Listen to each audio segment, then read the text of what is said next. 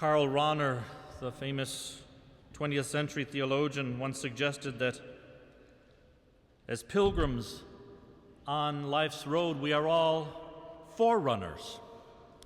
Parents are forerunners of their children. The elderly are forerunners of the young.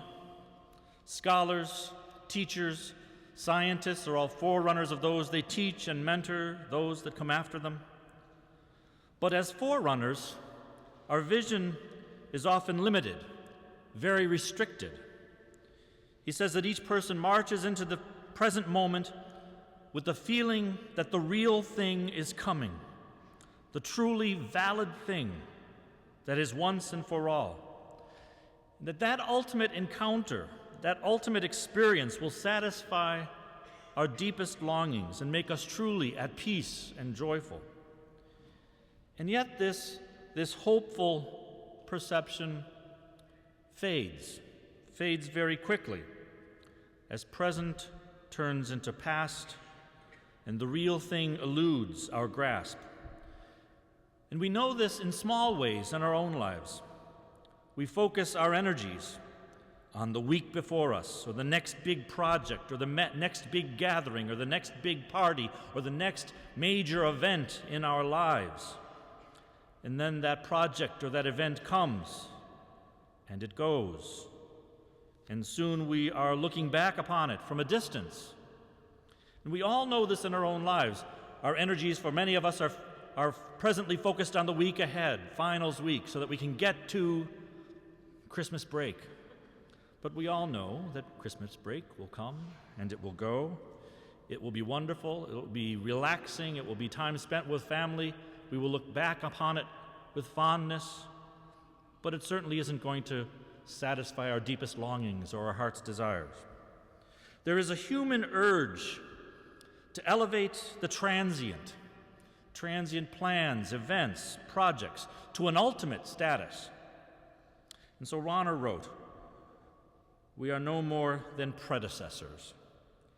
The goal of our journeying seems always to remain far ahead of us, to stay beyond our power, and to always fade into new perspectives of distance, even when we think we are approaching it."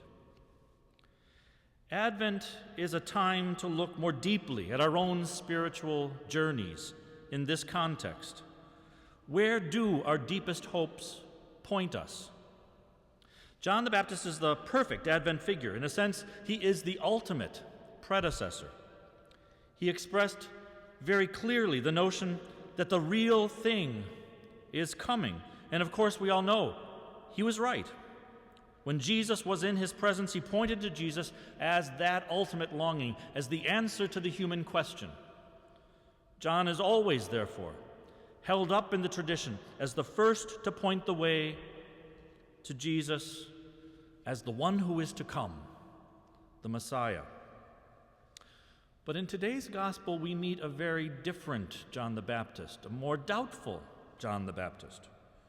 He is struggling with the conflict between his own expectations and the reality that he is hearing.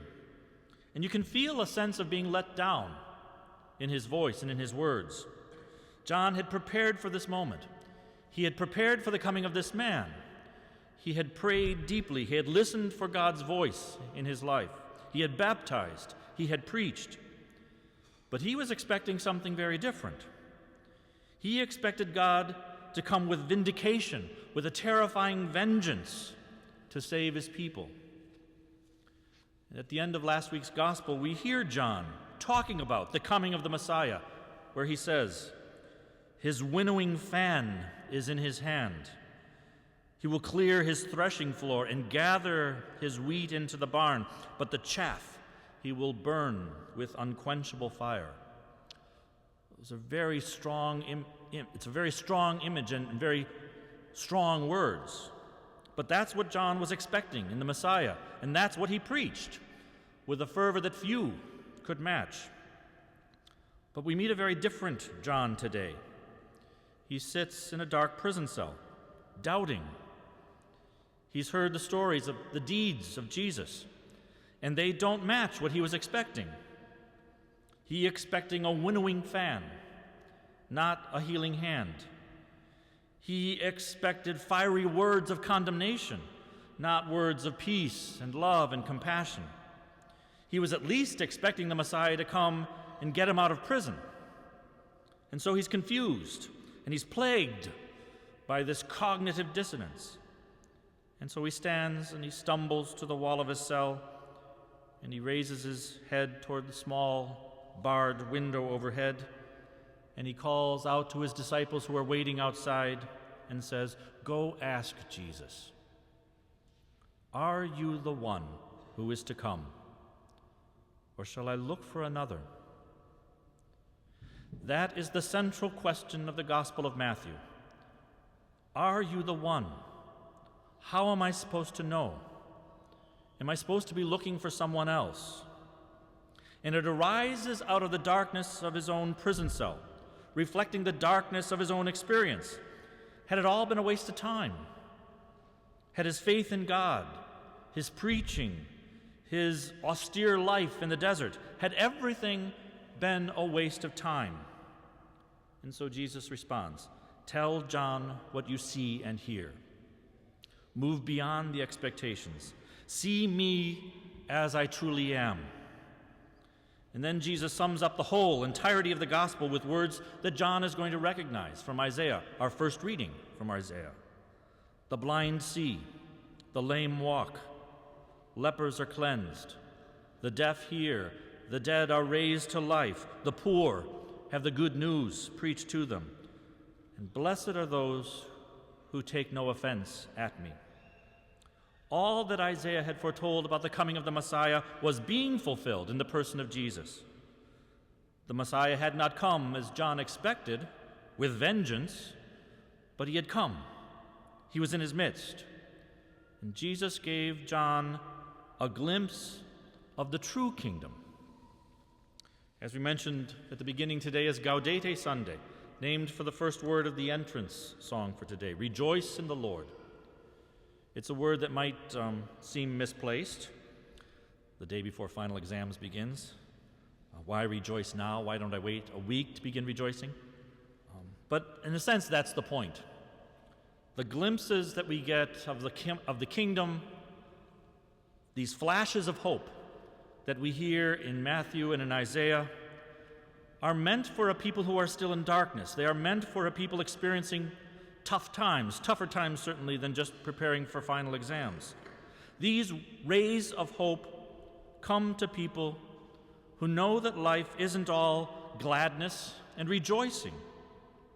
And the reality is that's our own experience. Our lives aren't either.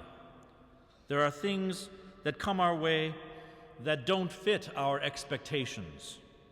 Stress, illness, disability, the death of members of our community, the death of loved ones and family members, periods of loneliness, periods of depression.